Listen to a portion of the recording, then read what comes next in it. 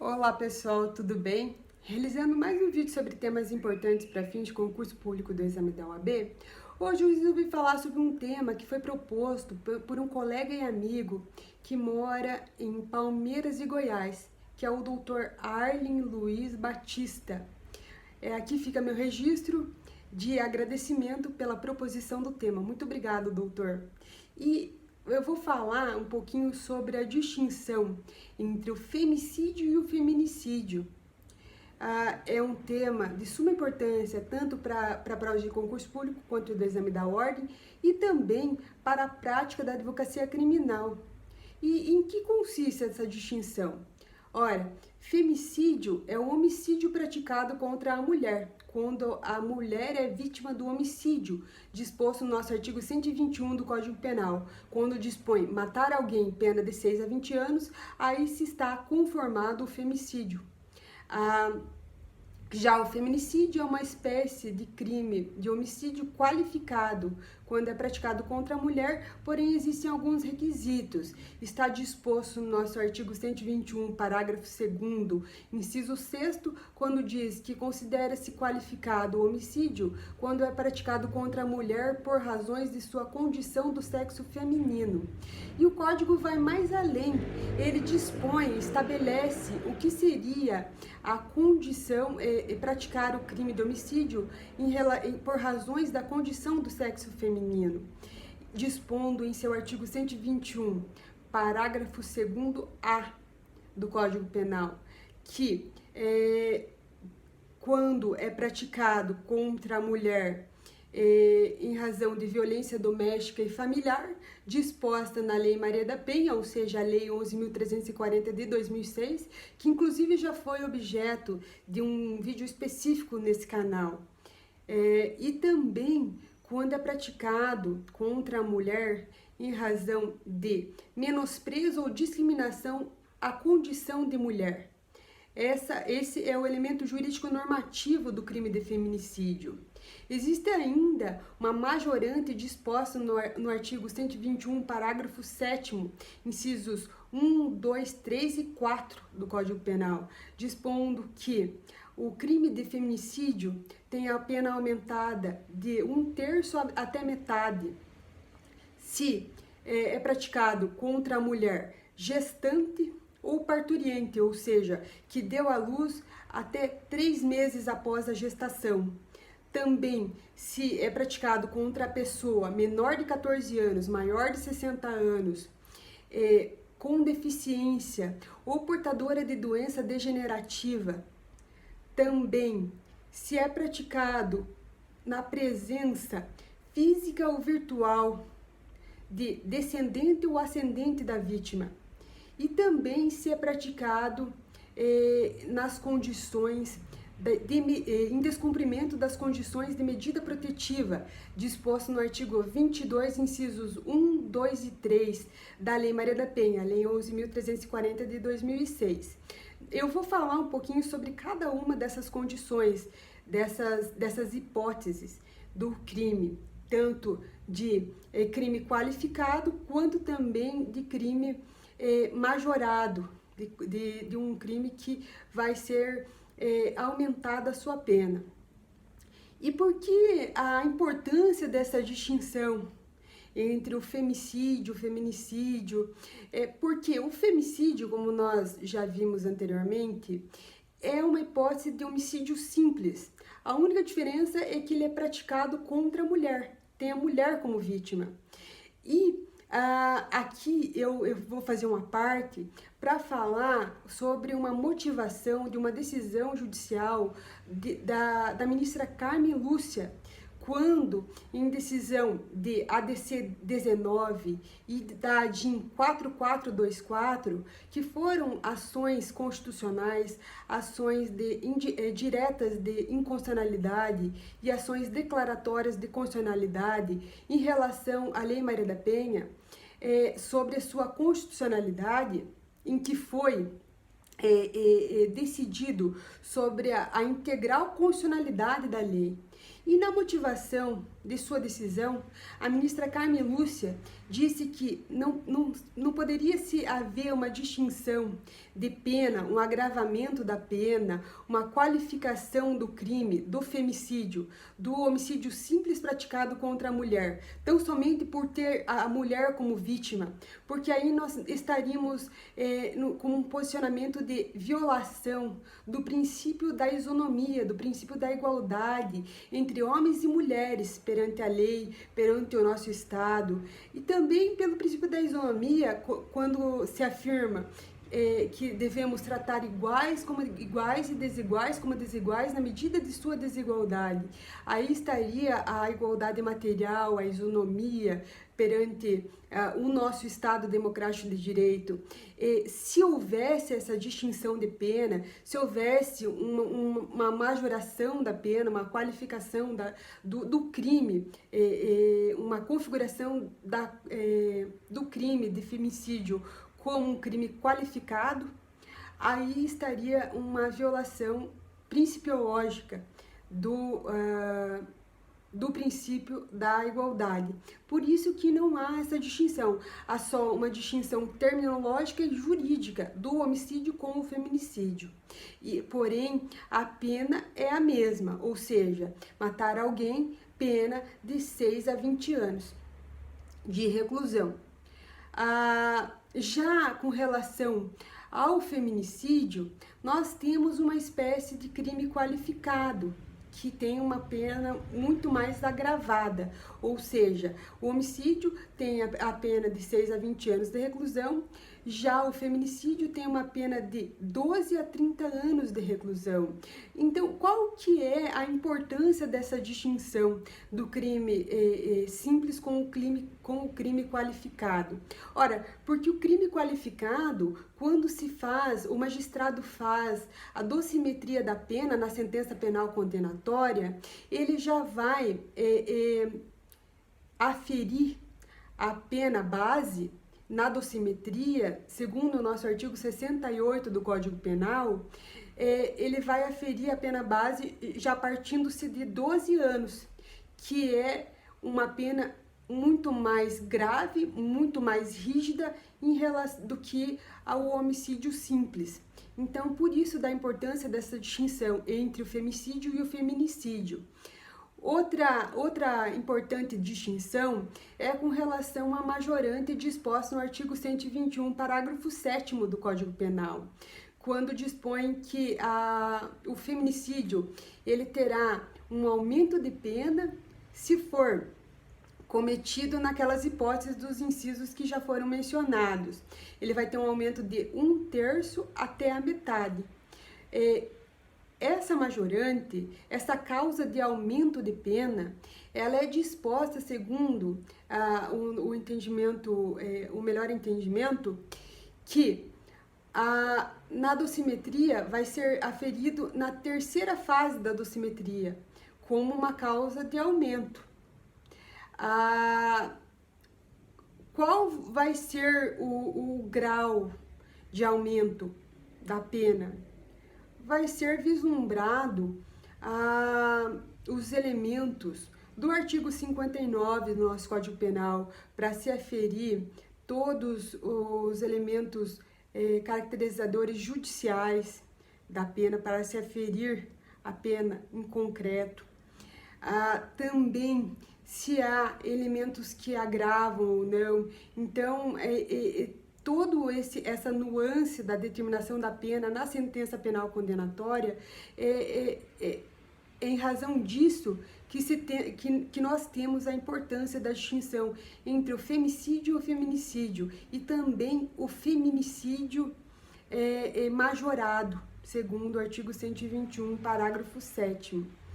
Fazendo uma digressão, o que seria o conceito de mulher para o nosso âmbito penal, para se discernir, para se aferir o crime tanto de femicídio quanto de feminicídio? Existe entendimento doutrinário sobre esse tema, e segundo o entendimento biológico, mulher aquela que detém o corpo físico e biológico de mulher, ou seja, possui a genitália, possui o âmbito genético, o âmbito hormonal como mulher, se distingue biologicamente como mulher, se define como mulher. Já o entendimento psicológico é aquele em que a pessoa se vê como mulher, se entende como mulher. E aqui nós poderíamos abranger também, no conceito de mulher, as pessoas transgêneros, as pessoas, quem sabe, transexuais, né? Então, seria um conceito mais abrangente.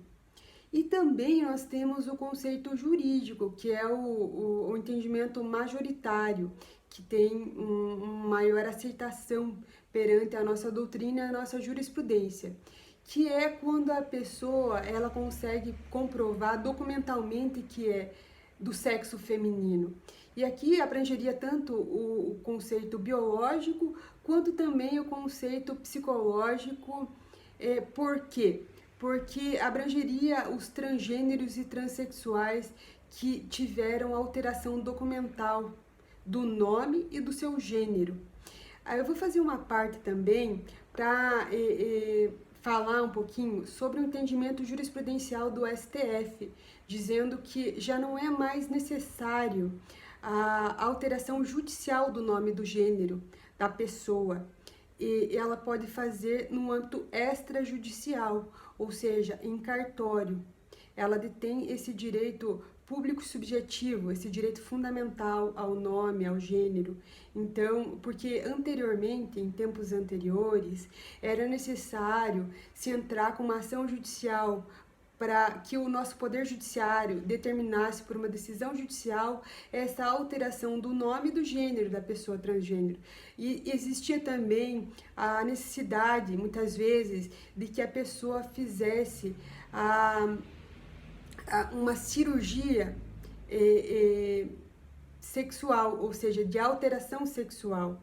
E essa cirurgia e essa ação judicial não são mais necessários para a alteração do nome no documento da pessoa. Então, ficou muito mais simples essa alteração. E também para a comprovação documental da condição de mulher, para fins da caracterização tanto do femicídio quanto do feminicídio. Com relação ao feminicídio, ainda nós temos então as majorantes, como já foi colocado anteriormente, e quais são os requisitos para a configuração dessas majorantes, segundo o nosso parágrafo 7º do artigo 121 do Código Penal? Ora, o agente criminoso, ele deve praticar o feminicídio quando a vítima ela está gestante ou num pós-parto de até 3 meses. Ou seja, a pessoa, a mulher, ela deu à luz até 3 meses posteriores ao seu parto. Então, aí é um elemento que vai configurar essa majorante disposta no parágrafo 7º, inciso 1 do artigo 121 do Código Penal. Claro que deve-se haver o conhecimento do agente criminoso com relação a essa condição de gestante ou de parturiente em relação à vítima, para a configuração dessa majorante.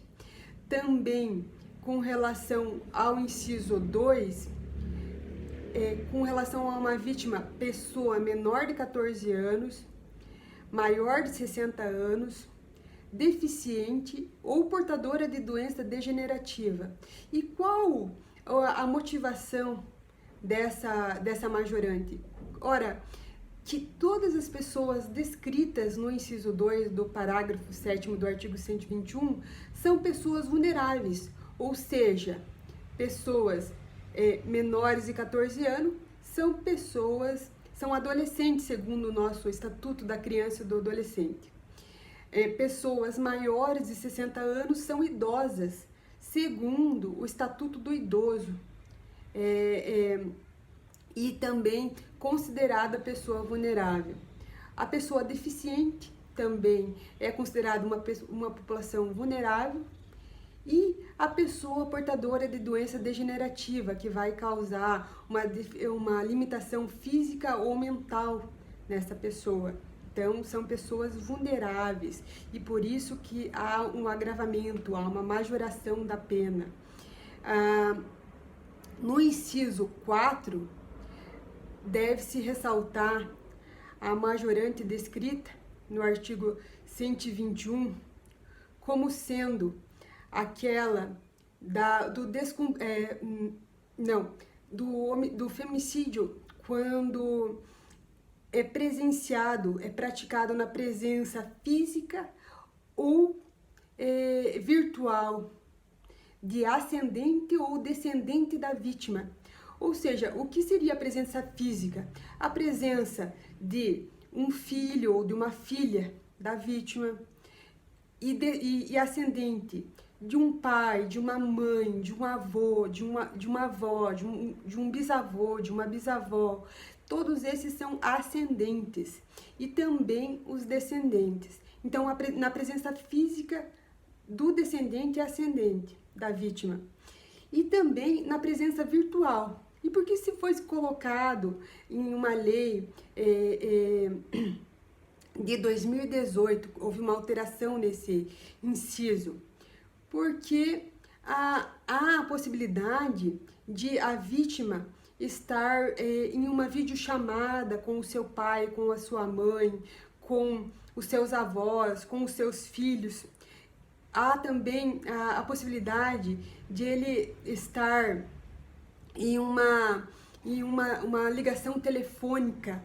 Todas essas são hipóteses de presença virtual de descendente e ascendente da vítima, que irão configurar, então, a majorante descrita no inciso 3º do parágrafo 7º do artigo 121 do nosso Código Penal. Também, quando o feminicídio ele é praticado em uma hipótese de descumprimento das medidas protetivas dispostas no artigo 22, inciso 1, 2 e 3 da Lei 11.340 de 2006, que é a Lei Maria da Penha. Há que se ressaltar que tão somente em relação ao inciso 1, 2 e 3, ou seja, quando há uma medida protetiva com relação ao agressor dessa vítima de violência doméstica e familiar, e o juiz, o magistrado, ele determina que esse agressor suspenda o seu porte de armas. O inciso 2 dispõe da saída, do afastamento do agressor do lar familiar, do seu domicílio da família. E o inciso 3, em relação a hipóteses de afastamento do agressor com relação à vítima. Então, pode haver uma determinação judicial de um afastamento entre 100 e 200 metros do agressor com a vítima.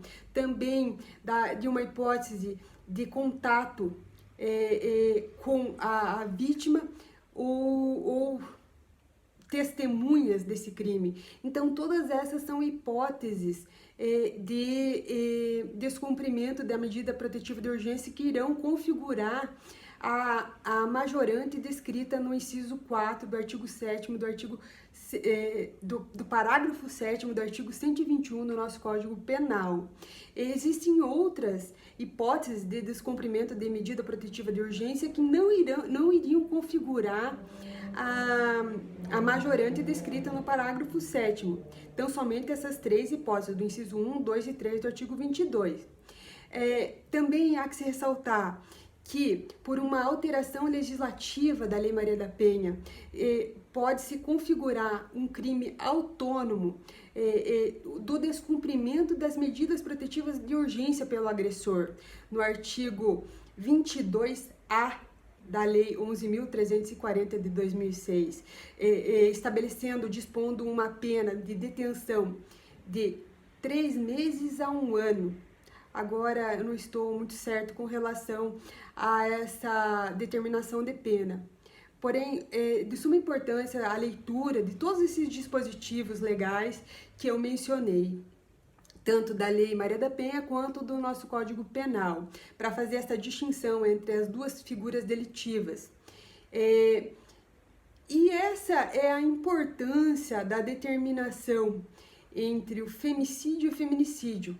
Ora, para se determinar a configuração e a conformação entre uma espécie de crime e outra, para haver a punição de uma forma adequada e a determinação da pena, segundo o nosso artigo 68, com a conformação do primeira, segunda e terceira fase na determinação da pena, pelo magistrado na sentença penal condenatória. Então, essa é a importância da distinção entre essas entidades jurídicas, entre essas espécies de crimes distintas.